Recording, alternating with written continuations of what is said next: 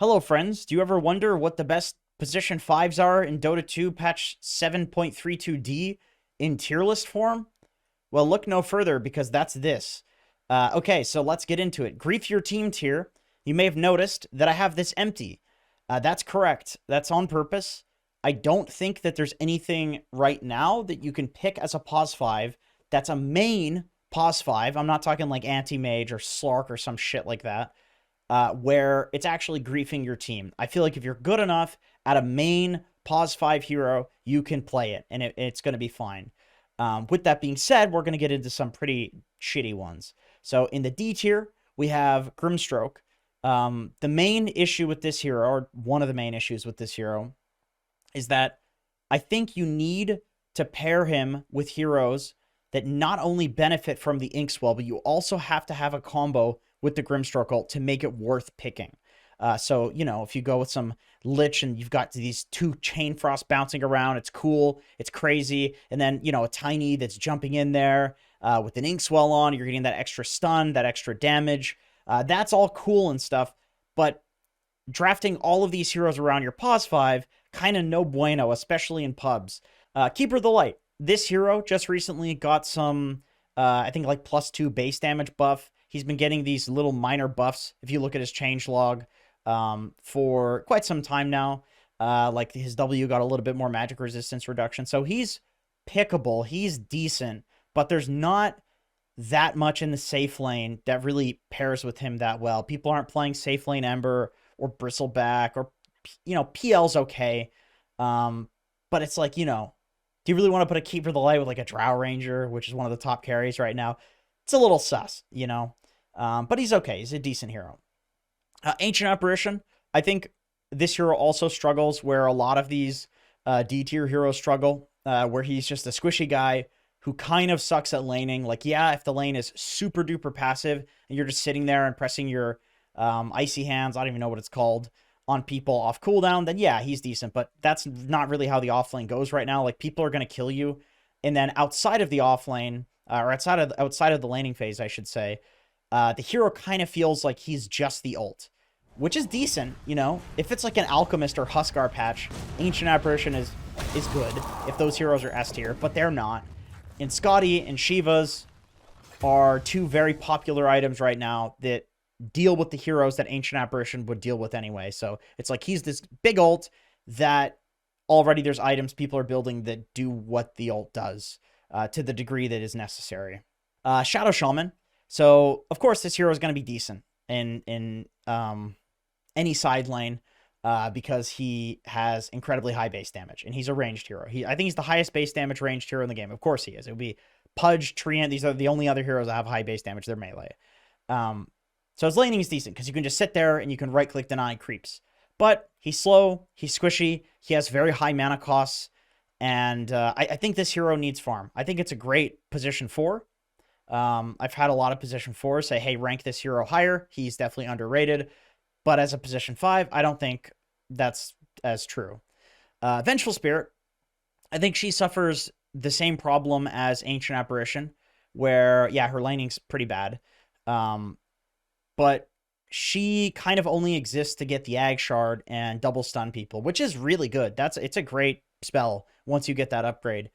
But with that being said, her Howl is, it's okay. It's got utility. Her aura, people aren't really doing some like crazy Drow plus Venge strat or Luna plus Venge. Like, these strats don't really have the same like power that they had before. The swap is not so good because heroes like Void and Batrider that you would normally like, pick Venge so she can swap somebody out of Chrono. Like, these heroes play for long fights anyway, Like, Void is not this hero without other abilities. Like, he used to just have passives, but he's got time dilation now, and he gets BKB, and he like waits to Chrono. Batrider plays around the sticky napalm, so the swap is kind of useless on Venge too. So she's rough. So I think Lion, you can see that Valve has tried things with him. Like, they recognize that his mana drain is kind of a useless ability. It's like, yeah, you're guaranteed to be full mana, but, mana boots on a lot of supports will do that. Or just like a Basilius or something. His stun is decent. They just buffed, I think, the damage on it, which is cool. His Hex is always good. these abilities are kind of long cooldown. They're very close to single target. And by that I mean his stun is basically single target unless you hit some crazy ravage, which is, they call it a ravage for the reason that it's impressive if you do it. It's very hard to do. And Finger has this really long cooldown that the infinite scaling is very cool. I like the idea, but you can't really get to some like crazy finger stacks. And if you could, he'd probably be played as a pause for. But the big thing is like the mana drain is just so useless. Like Valve tried to give him this magic immunity on the Ag Shard, and he sits there and he drains people, and he just dies. He just folds over to physical damage, and it looks pathetic. So yeah, Lion's rough. Elder Titan, I think they just buffed his Stomp. They gave it a little bit more damage, and they changed the Ag Shard, so it gives 2 seconds off of the cooldown of the Stomp. But the hero's not really... He hasn't been played around the Stomp doing like epic damage for a long time. You used to use this hero to like counter push waves back in the ho ho ha ha patch where people were just like, holding high ground and playing for comebacks. He was like a counter pusher. But he can't do that now, even with the damage on the Stomp. And a lot of heroes, I think, that are being picked right now, it's like Storm Spirits and Ember Spirits, that this guy throws all his shit on the ground and they just dodge it. Like ET is kind of useless. And his laning phase is ass. Like a lot of the time when this hero is popular, it's when he dumpsters lanes. But he doesn't. He gets absolutely dumpstered by most heroes in the off lane right now. And Pudge, okay. Maybe this is a bit of huffing copium. I don't know. But I feel like you have a hero that has incredibly high base damage. You have a great nuke in the hook. Decent regen. He's good at laning. If you are a Pudge who's sitting in the trees and just missing hooks, you're fucking useless. That's griefing. But that's not how good Pudge Pos 5s play. Good Pudge Pos 5s will do some smoke at the start of the game and hook somebody mid into that little spot that they get stuck in and then kill them, or do the same thing to the enemy safe laner. Like, good Pudge Pos 5s are smart with their early game presence. If you can't do that, this hero is not a good Pos 5 and you are griefing. You have to be specifically very good at Pudge to make it work. Otherwise, you're griefing. Okay, moving on to the C tier, we have Witch Doctor. So the big thing that's good about this hero is the ultimate is sick. You get a bit of True Strike now with the ulti, which you didn't have before, so you don't get countered by these pesky heroes like PA anymore. The cooldown has been reduced on the ult by quite a bit, and the great thing is, when you're doing this thing, you're doing the ult, people run away from you, and it goes on cooldown, so like by the time your ult is up, even if you've completely fucked it up and hit nobody with it, 50 seconds, it's back up again, so it feels like this thing has super high uptime. Voodoo Switcheroo is great as well. However, the problem is his heal is kind of useless. They've changed it. It does damage now. That's cool. You can do some IO Witch Doctor strat, and that's a meme. But then you're playing as a core anyway. His cask is not a guaranteed stun. It's good against certain lineups, but not all of them. Maledict is also hard to hit. There's all these question marks with Witch Doctor, but the only thing that's an exclamation mark is the ulti. So he's decent. Dawnbreaker, I think this hero exists in a niche where either A, you're picking her to sit in the safe lane because you don't want any of your other heroes doing that. You're playing against some like Beastmaster, cancerous hero that just sits pushing your safe lane. Dawn can just sit there, hammering out the wave, then ult to get into the fight. Or B, you are countering like Fiend's Grip, Chronosphere, Black Hole, enemy commits some whatever big ultimate, you pop the Dawnbreaker ult, you save somebody, you turn the fight. Like, this is when you want to pick Dawnbreaker, and it's decent as a 5, but probably she's a better core, I would say right now. Ogre, he's a big beefy boy. He's been decent for a while. He's like one of the best heroes in the game at running up high grounds just because he's so goddamn tanky. His base damage is very good right now. So he is super solid at laning. Not like he wasn't solid at laning before. And a lot of the time, Ignite ends up being one of the highest damage dealing abilities in the game. Like, you'll see Pos 5 Ogre is like second in terms of hero damage in the game, next to like a Zeus or something, and it's all that Ignite damage with the level 10 talent for Ignite. So Ogre is decent. Lich, this guy basically just spams mangoes and presses his Q on people. You can even run in and literally feed your life to just get regen up from the fountain, from dying, and come back spamming your Q even more. Like, you pick Lich, you're basically guaranteed to have your carry farming. What you're not guaranteed is that you're not going to feed. Sometimes you have to feed to make your carry farm. Frost Shield is decent. It's not as good as it was at TI because of the nerfs. Chain Frost is a great ultimate. It does a lot of damage. It's great, especially if you have some setup for it, like a Chronosphere. It's amazing. Lich is okay. Techies, I actually think this hero is good. I think this is a good hero if you're good at it.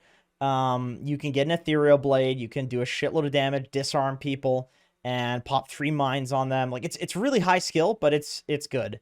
And the laning is great on the hero. Like, he spams mines with his Q, and his suicide does a shitload of damage. Techies is solid.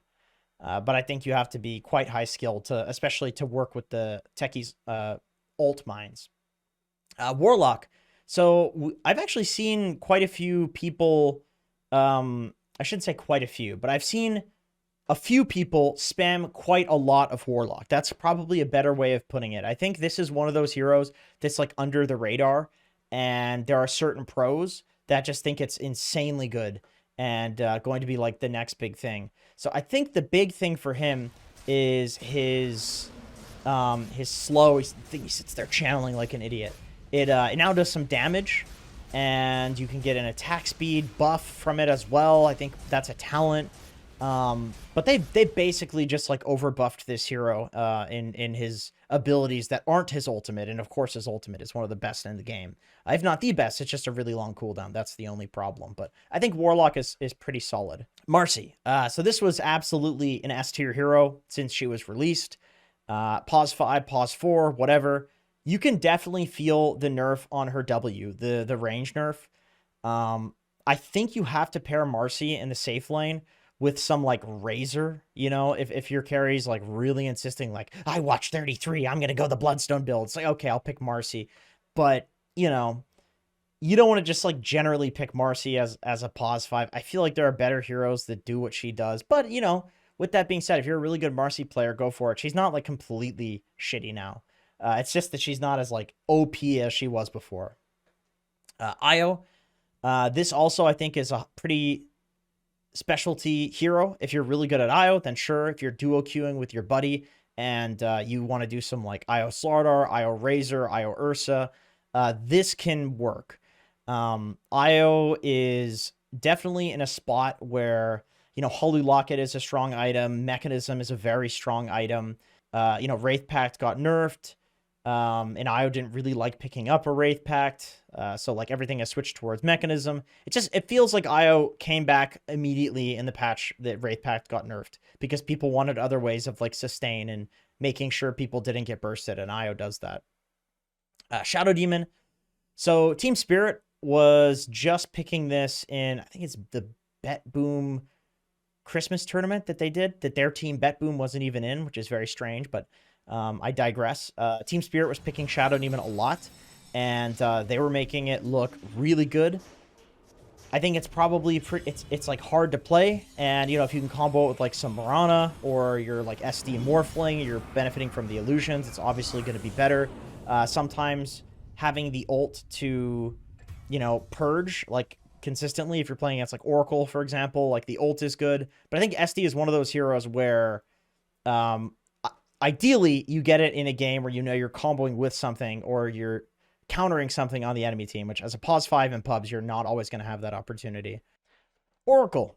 So the recent changes to this hero is that they increase the minimum Fortune's End root duration as well as the maximum. So you get 0.25 seconds extra out of that, which is very useful for laning stage, especially where you're just going to channel it very quickly and then pop your nuke. You can do some harass damage on people with that. And also, your nuke is 5 less mana, which, you know, it adds up, especially because you're spamming this shit in the laning stage. You can get like a Bassi and like spam your Q and your E. But Oracle's okay. Oracle's decent. Similar issue to Venge, where like it doesn't really feel like there's that much, where the ult is like this crazy thing where you turn the fight. There's a lot of like very persistent damage dealers being picked up right now, like Lena Carey, for example, and she just doesn't care if somebody's Oracle. If you're Oracle ulted, like she'll just kill you through it, or you know, turn and kill your whole team. It's not like she loses her damage after a few seconds. They should fix that. Fuck that hero. So yeah, Oracle's, he's okay. Abaddon, same thing. I think these three heroes exist where it's like Abaddon, if there's some like Mirana on the enemy team and you can, counter her arrow, then it's decent. Oracle, if there's like a Bat Rider, and I know I said Oracle doesn't count, like Bat Rider doesn't care if you counter the lasso, which Oracle does, but he does care if you can take off a sticky napalm, and Oracle can do that. So Oracle having that purge is pretty good for that. And Abaddon, similarly, like if the enemy team has um, something where you can benefit from this hard dispel, then it's good. But of course, as a pause 5, you don't always get that opportunity. Abaddon, like with Morphling, with Spectre, there are certain heroes that like you can just give them this like insane effective HP in the laning stage, then he's decent. Okay, moving on to the B tier. We have Bane, B for Bane. I definitely underrated this hero until recently, where Team Spirit was picking the shit out of it in the Bet Boom tournament.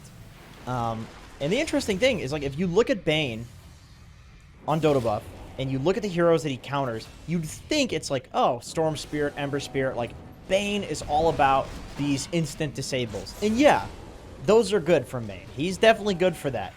But it's actually a lot of heroes that don't like to play into the Enfeeble. It's like Alchemist, Huskar, these heroes where you have this long range, healing reduction. Like, he's basically a better version of Ancient Apparition. He's Ancient Apparition with stuns. And Enfeeble has 100% uptime as opposed to the AA Blast, which does not have 100% uptime. So that's kind of where Bane is at. But Bane would be S tier if there wasn't a decent amount of things that countered the Fiend's Grip that are currently being picked. Slark can get his Shard and take the Fiend's Grip off. There's Legion Commander that's being picked in the off lane that obviously can, press her W and take the Fiend's Grip off, although that matchup goes both ways because you can also Nightmare the dual target. Yada yada. Bane would be S tier, probably, but there are heroes that counter the Grip, but he's a lot more about the Enfeeble nowadays. Dazzle. Dazzle got I think an extra second on his Poison Touch, which, especially at level 1, this is impactful for getting a right click on the enemy and continuing to build up duration on the Poison Touch. And I don't think there are that great of backline jumpers being picked. And Axe is not really a hero to dunk through the Shallow Grave, so I do feel like Shallow Grave can present quite a big problem, and it's not like Oracle where it's this super long cooldown that you're dependent on. Grave is like almost 100% uptime, especially with how his ultimate works. So Dazzle's decent. Dazzle's solid.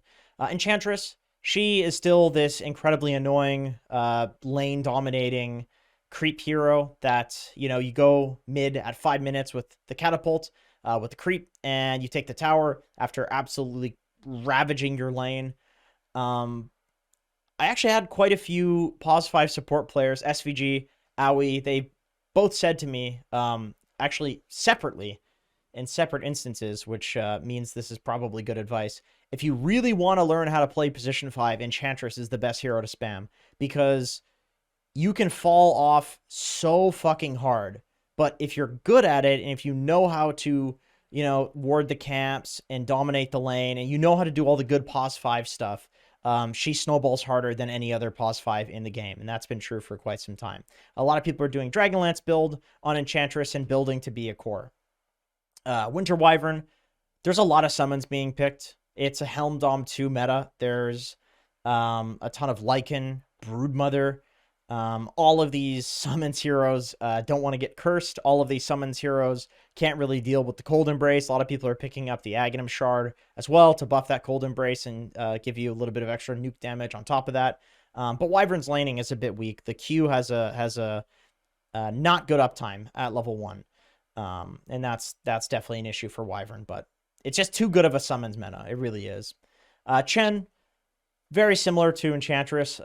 Depending on the week, people, including myself, will rate Chen or Enchantress higher than the other, but it just feels like both of them right now are great.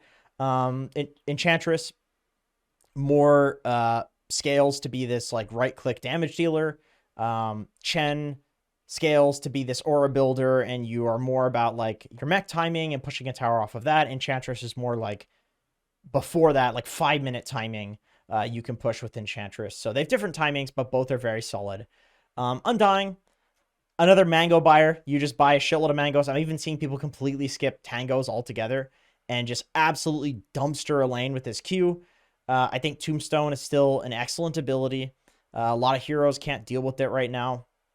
Although I say that, and Lena is, very recently become like the top S plus tier carry pick, which obviously she dumpsters the Tombstone. But with that being said, still his heal is very strong. You can still put Tombstone on like high grounds and stuff like that. Ever since they changed his decay so that it heals you for the damage that it deals, and that your opponent, they don't gain the HP back, this hero has been just absolutely bonkers. Disruptor, he is decent. The ultimate is very powerful right now. They give it like an extra second duration. They've increased the radius on it, so it's absolutely massive now. There's heroes that are being picked that Disruptor pairs with really nicely. Heroes like Batrider, Night Stalker, Ember Spirit, who will like go in and give Disruptor vision for some nice glimpses and play with Disruptor. He's solid, but you can pick Disruptor, then they get some like Legion Commander, and it feels bad because she just purges your shit. And sometimes you can do some lane swaps to deal with that. Hoodwink's in a really solid spot. Her Ag Shard is very strong. Her Aghanim Scepter is incredibly strong if you can get to it, which is a pos 5. That's a little bit difficult. But yeah, her nukes do good damage. Her ult does amazing damage. People are going like F-Blade and trying to one-shot people. Her break is very strong right now. There's a lot of heroes that are being picked and building around this like Bloodstone. I've even seen Bristleback go Bloodstone. You can break the Bristle, Razor, Bloodstone. You can break the Razor. It's really nice to have this like built-in break on your pos 5 right now. Omni Knight. So he was S tier like Cancer pos 5 for a pretty long time, pretty recently, where you run at people with his hammer ability and you just keep spamming. It's such low mana cost, high damage that you are essentially guaranteed to win the lane. Like, you just have so much pure damage HP trading. And I think right now he exists in a spot where like you probably want to pick it with something that you want to buff with the Heavenly Grace. Something like a Sven, a Slark, a Troll, a hero that's made a lot better by the Heavenly Grace. But a lot of those heroes are being picked, so especially Sven, top tier hero. So Omni is pretty solid. Tusk, I think Tusk is just an S tier pos 4. Like, this hero is just amazing in general. S tier mid probably as well. So of course, as a 5, it's going to be decent. You pair it with something like a Drow Ranger, like any of these ranged heroes, and they're going to be very happy to have you. Okay, so moving on, we got the A tier heroes. And I do want to say something right now, and that's, I think the A and S tier pos 5s are so good that even though all of these other heroes are viable, and all of them I think are actually quite good, there's still a large gap between the A and S tier and the B tier. Like, I'd say it's like a half a tier to like a 0.75 of a tier gap, something like that. That makes no sense, but you get what I'm saying. Like, these heroes, I don't see why you don't just pick them in every single game. These are very strong heroes. So, Snapfire. This hero, ever since she was added to the game, has been an insane position 5 and position 4. Her W is amazing setup. Depending on the hero that you're laning with. In the offlane right now, she feels like an S tier pos 4, actually, because a lot of Mars, a lot of Centaur are being picked up. So depending on who you can cookie in there, this hero rises a lot in value, especially when you get the Aghanim Shard and the cookie just does so much damage and slow. Her Q is a great nuke. It does a lot of damage. It clears creep waves, although you don't even need that now because you get the Ag Shard and her cookie clears creep waves on its own. Her ult, you never lack damage in the game if you have a Snapfire because of her ult. And then her E, her little shredder, is good for killing these like totem things. Like, if there's like a Phoenix or an Undying who drops the Tombstone, or they pick up a Wraith Pact, like, having a hero that can just hit something really quickly is genuinely very powerful. And then it's minus armor as well on top of that. So Snap is amazing. Like, she just has too much utility, too much damage. Crystal Maiden, shits out damage, basically guaranteed to win the laning phase. Frostbite is one of the best disables in the game currently. The uptime on it is incredible. Her ult is also amazing. It does a ton of damage. Ag Shard gives you more damage on it, and it makes it so a lot of things in the game that should cancel the ult don't cancel the ult for some reason. You need very specific stuns to cancel her ult. But yeah, she's good. She does a lot of damage, lots of disables, and guaranteed to win the lane. Pos 5s, a lot of them are just super good lane winners right now. Jakiro, the only issue for Jakiro currently that makes Jakiro not S tier is the fact that Rubik is popular and the fact that Legion is popular. But Jakiro, as things stand right now, like Jakiro beats every other offlaner in lane. You're guaranteed to have a really strong lane. There's a lot of Naga Siren being picked up as a pause one, where you can do the Naga Siren sleep, and then Jakiro presses all the buttons on the ground, and then you're just guaranteed to win team fights. Jakiro is absolutely insane. Rubik, this is actually a pause 5 now. It works because of the base damage that he was given.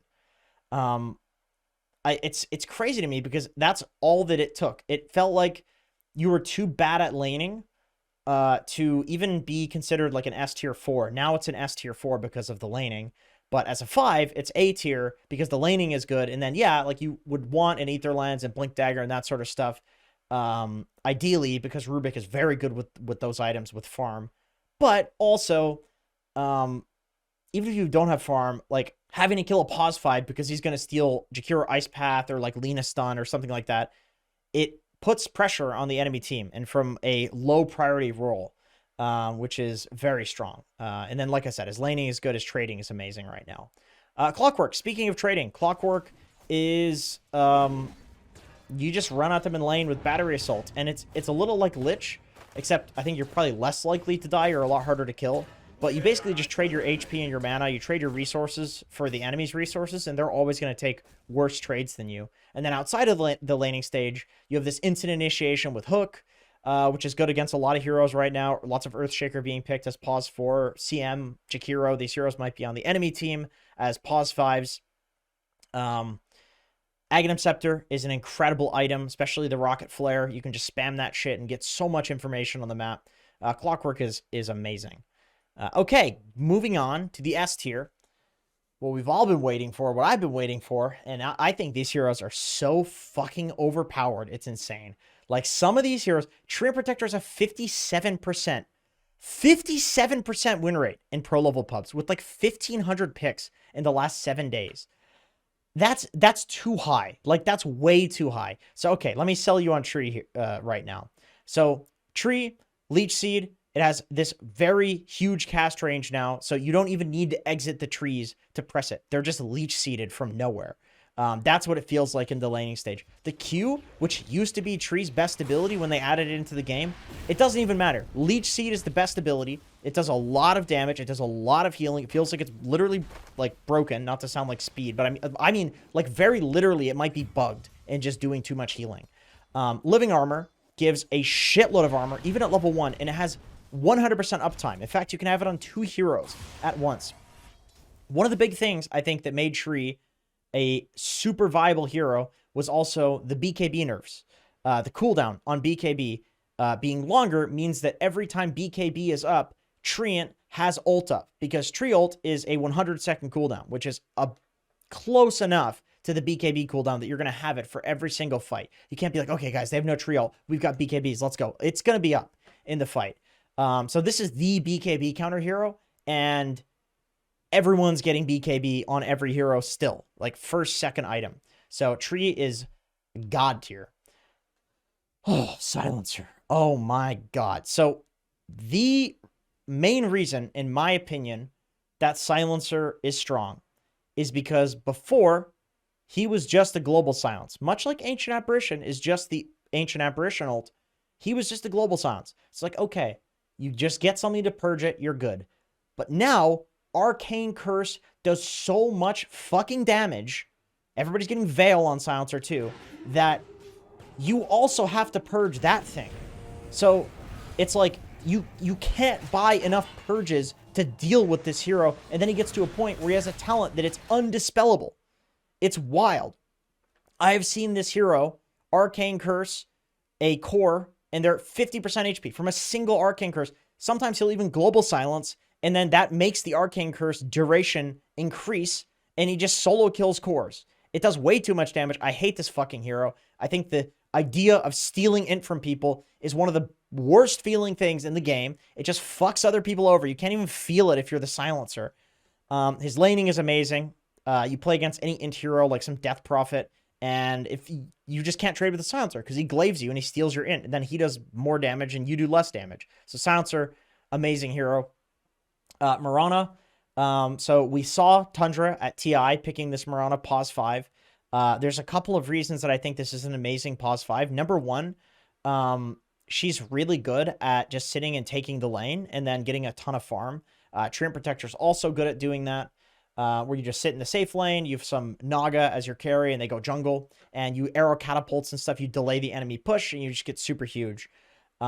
But Mirana, a big reason that her laning, I think, is a lot stronger as a pause 5 than as a pause 4 is that the lane is so comfortably close to your tower to start that people are starting with Starstorm. And Starstorm has, if you hit the enemy and they're the closest thing to you, it does a second hit. So it does double damage.